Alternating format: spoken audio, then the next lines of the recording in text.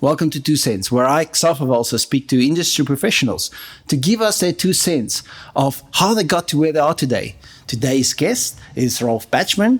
Ralph is a cinematographer that has the ability to make things look really epic. He's the cinematographer from Cargo, which was a famous Swiss sci-fi film. And with almost 20 years of experience, Ralph qualifies to tell us what makes a good picture. I think it's a lot has to do with a feeling. You have to feel in your stomach what makes a picture. There are the rules you learn in school, the rules of third and all the stuff, which makes sense. But at the end, a picture has to have some kind of a soul. And you can create a picture that can stand alone for itself, which is a nice picture, but as a cinematographer, you actually have one thing you have to do is support the story. And you can, actually it's a good picture if the picture tells the story. And that's how I try to look at it. And not trying to be selfish and create something stunning just to have a nice picture. It has to tell the story, support the story. And if you go back to the rules that you learned in film school, it's always like point of view, how you like it. It's always subjective. Is that the right word? I think so, yeah. Also the lighting. It's you learn this 3-point lighting, which is nice to know about it, but often it doesn't work because the story needs something else. It's all about to create a mood, actually. And every story has another mood. And so that's the diversity that our job brings with it.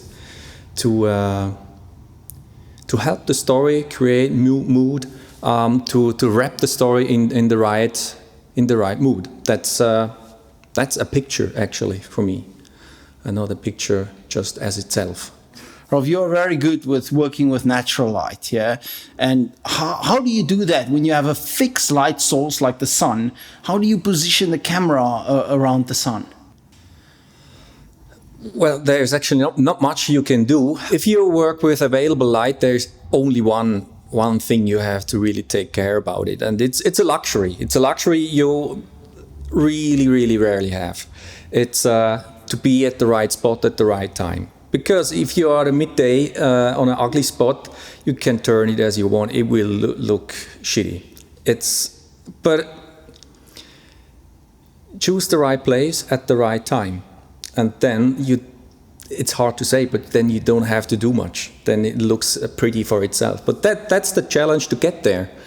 To convince all the other people that are involved in a project to let's have a break at the midday sun and make the day longer to use the twilight. Probably a good example is one shot we did in Greenland. And Greenland is special. At midday sun, it looks like on the moon. There is no magic at all. But then you have to keep patience, and we did fix the angle, and we knew where the sun is going down. You always have to know what the sun is going to do. And as soon the sun disappeared behind the horizon, it starts. The sky turned into colors you never could believe, and you had this guy standing there as a silhouette, simple as a silhouette. And you cannot ask for more. It's just, even without any light, it's one of the most epic moments I ever were able to capture. Very nice. So you have the ability to make something look epic. Yeah. Where do you get your inspiration from? That's interesting. Probably started when I was 3, when I started skiing, when I noticed that somehow it looks nicer than the living room. And another situation was when I realized watching TV that the movies with a big letterbox, like with the big black stripes, they look somehow nicer than the other ones. And there I started to realize and look different at. I started to become picky about things I watch. And since then I try to create that what I had in mind, but in my mind I thought it's epic or it's different. And yeah, epic. What is epic? Epic is not just a picture. It has to do with all the background, with the mood, the feelings it gives. So there's a lot of information you need to consider before you press that button, before you start recording.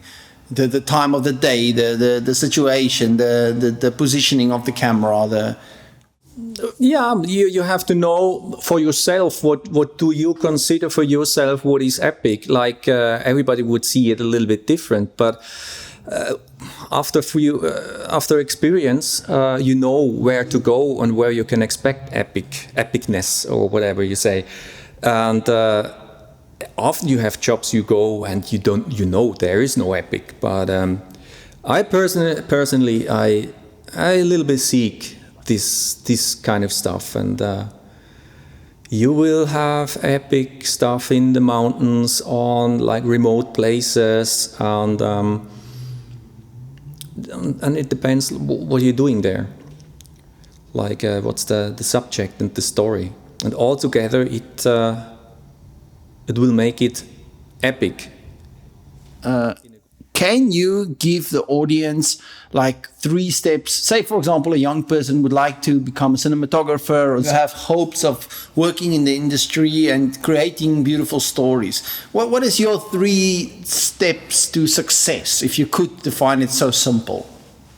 Yeah, if success is simple, it's good.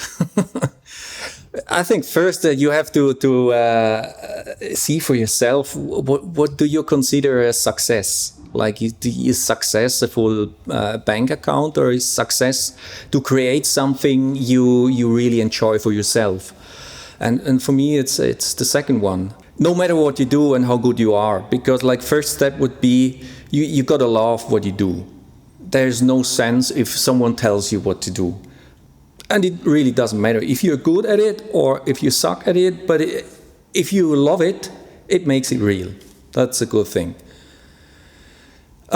Second, I would suggest, like, even if the entire world tells you to stop it, but you love it, don't stop. Keep on going, even if you suck. You've been doing this for a long time, yeah? What motivates you to get up in the morning out of bed and keep on doing what you're doing? I'm asking myself these questions a lot. There are different motivations. Like often, when you have family, money is a motivation because you have to pay the bills, and everybody has the same problem. But now and then there's a project, like you can say, every project has their own challenge. Every story asks for a new solution and how to find out, how to look it different, always a different approach. And that makes it really interesting. And that is something that really motivates me. I like that a lot. Well, thank you very much, Ralph. I am always inspired by your work. I always enjoy watching what you're doing, and I really hope the opportunity arises soon that we could do a project together. It would be nice. Thank you very much for being here. That's it for now. See you next time on 2 Cents. Stories from industry professionals. Use it or lose it.